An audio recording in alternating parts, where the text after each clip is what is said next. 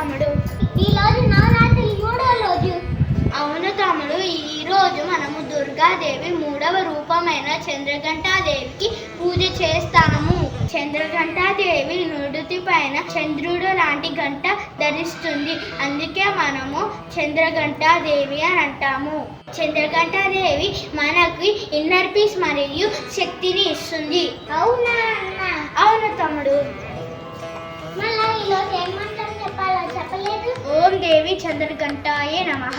ఓం దేవి చంద్రఘంటాయే నమః అన్న. మళ్ళీ ప్రసాదం తమ్ముడు, మనము దేవికి కీర్ ప్రసాదంగా పెడతాము. యమ్మీ. మనము అమ్మ ఏం చేసిందో చూద్దాం. ఓకే తమ్ముడు. Please like, share and subscribe to our channel.